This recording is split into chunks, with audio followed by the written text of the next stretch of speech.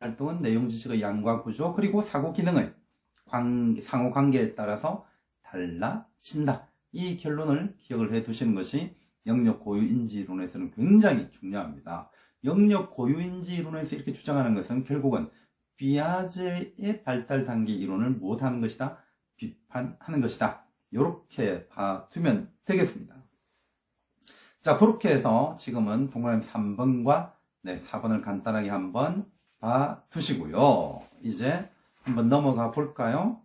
역사적 사고에 대한 고민을 이렇게 했다면 역사의식에 대한 고민을 또 한번 하게 되는데, 역사의식에 대한 부분은 두 가지로 또 보고 있다는 것도 선생님들이 기억을 하셔야 됩니다. 하나는 발달 단계로 보는 측면이 있고, 또 하나는 사회적 측면에서 역사의식을 바라보는 측면이 있다는 겁니다. 발달 단계로 바라보는 것은 역사의식은 요 단계에서 이렇게 발달한다는 거죠. 그래서 옛날하고 현재는 다르구나 라고 하는 게 감고의식이고요. 거기에서 감고의식은 참 그냥 옛날 그다음 현재 이렇게 좀 다르다는 거죠. 그러면서 좀 더 발달하는 것이 고금 상위의식. 다르다는 말을 자꾸 집어넣어서 선생님들이 혼란이 생길지는 모르겠는데요. 그냥 옛날 그다음 현재 이렇게 보는 게 감고의식이고, 그 다음에 말 그대로 옛날과 현재는 다르구나 라고 하는 게 감고의식에서 더 나아간 고금 상위의식이고요. 그 다음에 이것이 다르다는 것은 그냥 다른 게 아니라 어떻게 됩니까? 변화한다는 거죠. 그래서 여기에서는 변천의식이라는 것을 쓰고 있고요. 여기까지 바라보게 되면 왜 변천하는 거지? 라는 것으로 가게 됩니다. 그래서 이제는 새로운 사고로 접어들게 되는데, 이게 인과관계의식이죠. 그래서 상위의식으로서 인과관계 또는 이제 인과의식이라고 표현을 할 수가 있는데, 저는 가능하면 인과관계의식이다 라고 기억을 해 두시기 바랍니다. 자, 그래서 감고의식, 그 다음에 고금 상위의식, 그리고 변천, 발달의식에서 인과관계의식으로 변화하게 되고요. 이러한 인과관계의식에서 또 한번 생각을 해볼 수가 있는 게, 어느 시기와 어느 시기는 다르다는 거죠. 그래서 우리가 흔히 얘기하는 것처럼 고대라는 개념을 잡아내게 되고 중세라는 개념을 잡아내면서 차이점을 느끼게 됩니다. 이것을 우리는 시대 구조의식이라고 합니다. 그리고 최종적으로 다시 결론이 나오는 것이 역사는 이렇게 발전하는구나 라고 하는 거죠. 이것이 역사의식을 뭘로 보는 단계? 뭘로 보는 것? 발달 단계로 보는 겁니다. 다시 갑니다. 감고의식, 옛날, 현재를 느끼는 거고요. 이 두 개는 다르다. 고금 상위의식에서 변천 발달의식으로 가게 되고, 이렇게 오는 순간 좀 더 상위의 것으로 가게 되는데, 인과관계의식, 그리고 인과관계의식이 나오고 나면 어떻게 된다고요? 그렇죠. 시대 구분을 할 줄 알게 됩니다. 라고 보시면 되죠. 그래서 시대 구조의식이 생기고 끝으로 발전의식이 나오게 됩니다. 어느 정도 이제 변천 발달의식과 발전의식 비슷한 것 같지만 용어상에서 분명히 다르게 사용하고 있다는 것도 다 두시면 되겠고요. 이것이 역사의식을 발달 단계로 보는 겁니다. 그런데 더 중요한 것은 이렇게 역사의식을 발달 단계로 보는 것보다는 무엇? 사회적 측면에서 보는 것이 훨씬 중요합니다. 여기에 이제 누가 나옵니까? 그렇죠. 류젠이 나오고요. 류젠은 굉장히 중요한 인물인데 2014년 이후에 시험 문제 출제가 안 됐어요. 그래서 이 사람도 언제 출제될지 모를 정도로 중요한 사람으로 보시면 됩니다. 그래서 사회적 측면에서 역사의식을 파악하는 견해는 학생들을 굉장히 좀 중시하는 측면이 있죠. 그래서 가를 한번 보시고 나를 보시면은요, 이런 식으로 역사의식을 본다라고 생각을 해두시고 류젠의 유형 구분 4가지 기억하셔야 됩니다. 첫 번째, 류젠.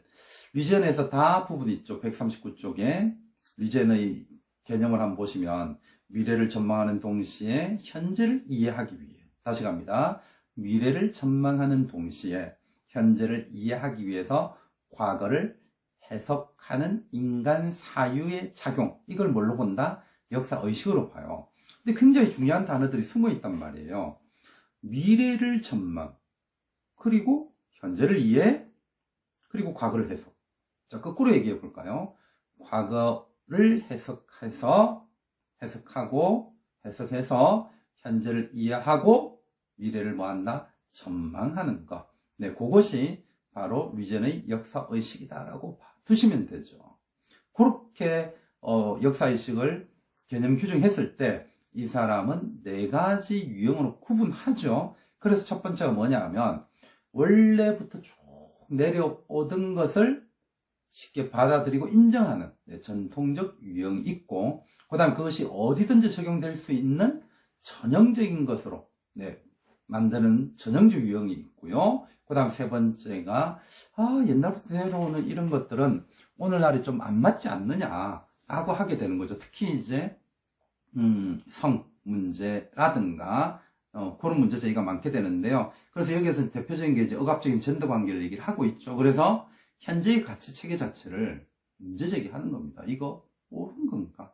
네, 옳은 건가? 이렇게 문제 제기하는 게 비판적 유형이고요. 그 다음 끝으로 무엇이 있다? 발생적 유형이 있습니다. 이 발생적 유형하고 전통적 유형을 간혹 혼돈하시는 분들이 있는데요. 전통적 유형은 변화가 이루어지지 않습니다. 그러나 발생적 유형은 변화를 하는데 이 변화와 발전한다는 전제 하에서 어떻게 합니까? 개념들을 새롭게 바라보는 게 발생적 유형입니다. 그래서 2가지 차이점을 가장 확실하게 얘기를 한다면 하나는 변화가 없고 하나는 변화가 있다라고 보시면 되는 거죠. 그래서 제가 1월 달에는 어떤 내용을 한번 전달 드린 적이 있느냐 하면 2 부족의 얘기를 전달 드린 적이 있고요. 요거는 한번 본 수업에서 다시 말씀드리는 걸로 하고, 제가 또 이거는 그린노트로 한번 제시해서 다시 한번 더 선생님들이 볼 수 있도록 하겠습니다. 네, 그래서 지금 해야 될 일은 위젠 이 부분을 정확하게 유형 구분해 주는 것을 좀 암기하는 게 필요하고요. 제가 그린노트 이렇게 다시 한번 더 표현을 해놨습니다. 된 거죠. 옛날 한 부족과 다른 부족에서 있었던 약속을 지킬 거냐 말 거냐. 네, 그리고 지킨다고 하더라도요, 공통적인 기원을 가지고 있다는 생각에서 지킨다면 전통적 유형이 되고, 약속이라는 것은 누구나 지켜야 할 것으로 일반화시킨다면 전형적인 유형이 되고요. 현 시대와는 맞지 않아 이렇게 얘기를 하게 되면 비판적 유형이 되는 거고, 현 시대에 와서 달라진 것은 있지만 또 달라진 속에서 그래서 어떻게 변화해야 될지를 고민을 한다면 발생적 유형이 된다라고 얘기를 할 수가 있는데, 지금은 이 위젠의 4가지 유형 자체를 철저하게 기억하시고 이해해 둘 필요가 있습니다. 다시요. 전통적, 전형적, 그리고 비판적, 그렇죠. 끝에는 발생적 유형이 있습니다. 전통적 유형은 변화하지 않고요. 그 다음에 전형적 유형은 말 그대로 전형적인 것이니까 일반화시키는 거고요. 그 다음에 비판적 유형은 뭐 쉽게 얘기하면 많이 비판하는 거죠. 따지는 겁니다. 옛날에는 이랬고 지금은 이래야 된다는 게 뭐 있냐? 지금 사회에서는 변화해야 되는 거 아니냐?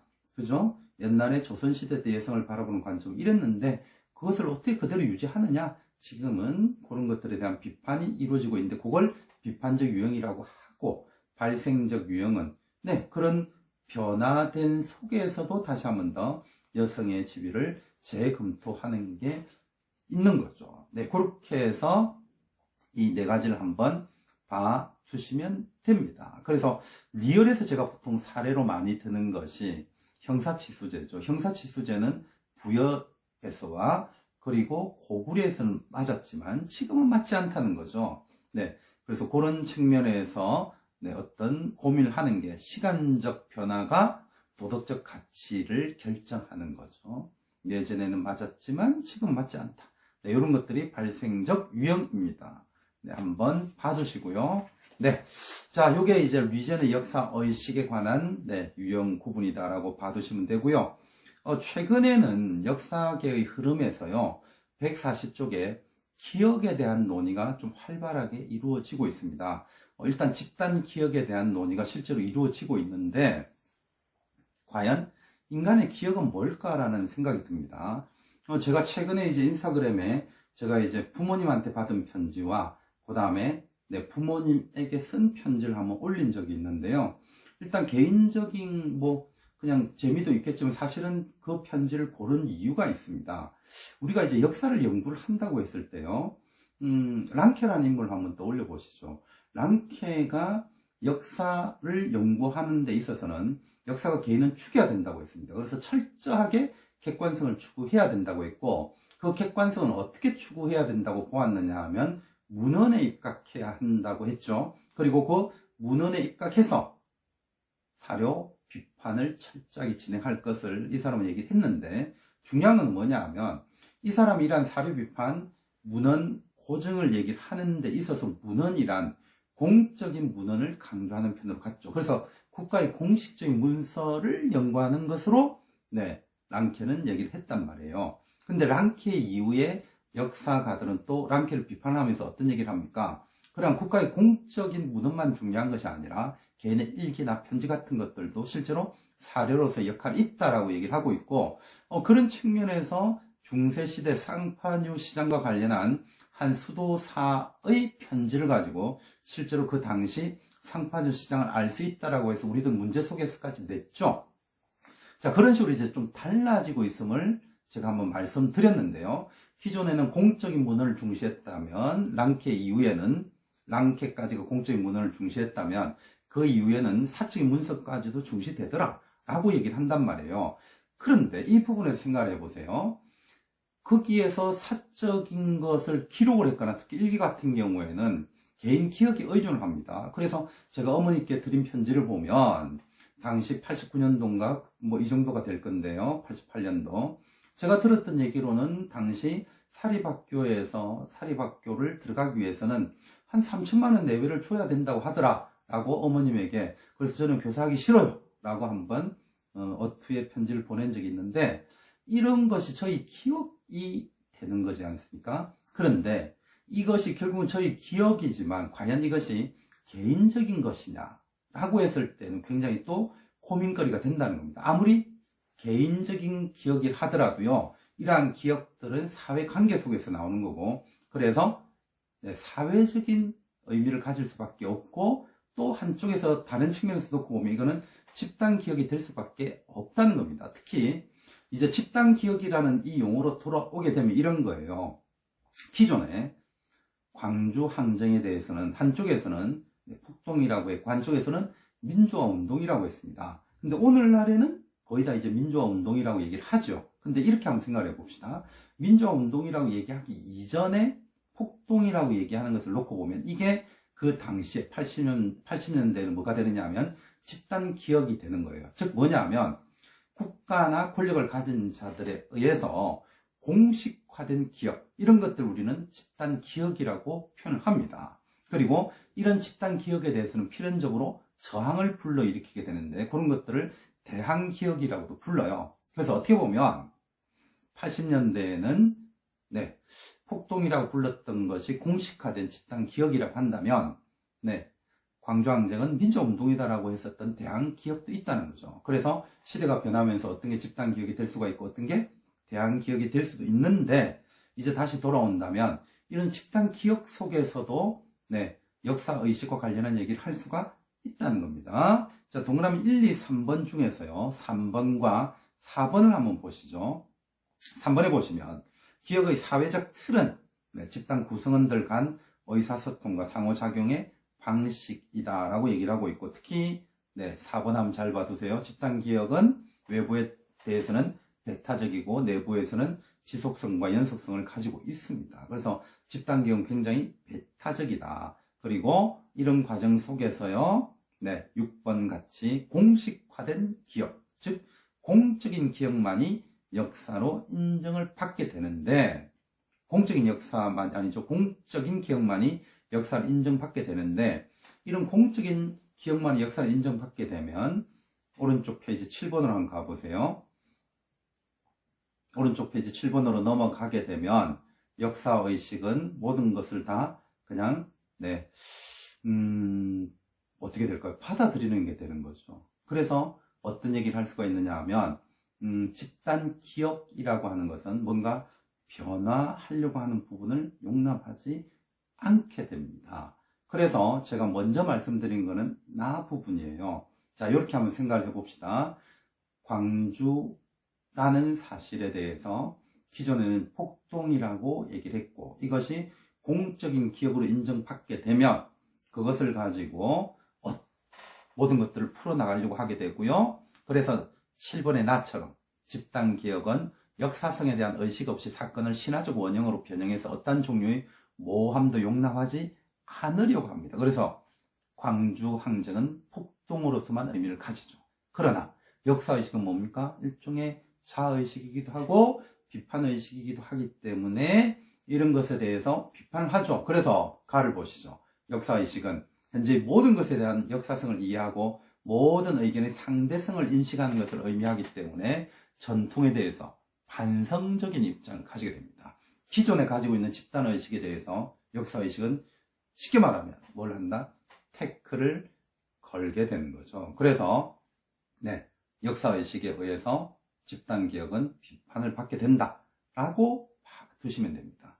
그러면 혹시 이걸 처음 보시는 분들이 있을 수가 있죠. 그랬을 경우에 지금 이 부분은 무엇을 기억해 두면 되느냐 하면 집단기억이라고 하는 것이 무엇인지 최소한 기입형으로 쓸 수 있을 정도의 단어로서 집단기억이라는 단어를 자기것화해 두시는 게 좋겠고요. 그리고 이러한 집단기억 속에서 공적 기억만이 역사로 인정받아 오던 시기가 있었다라고 보시면 됩니다. 그리고 그러한 집단기억 속에서 공적 기억만이 역사로 인정을 받았는데 이런 것에 대한 비판이 오늘날에 활발하게 이루어지면서 이제는 뭔가 변화를 하게 된다는 것이고요. 이러한 집단기억에 비판하게 되는 의식을 우리는 뭐라고 본다? 역사의식이라고 보시면 되는 거죠. 그래서 역사의식은 기존의 집단기억을 끊임없이 비판하게 되는 측면이 있다라고 봐두시면 됩니다.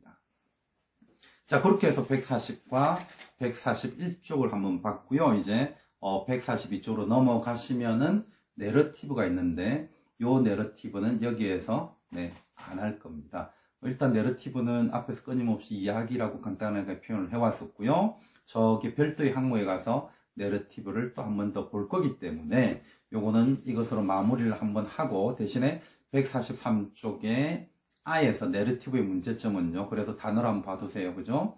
무조건 믿게 되는 자의적 진실성의 부과가 있고 그 다음에 여기에는 이데올로기가 들어가 있기도 하죠. 그리고 공상적 꾸밈 현상이 일어나기도 합니다. 현실과 그 다음에 공상을 잘 구분하지 못하는 경우가 있다는 것을 봐두시면 될 거예요.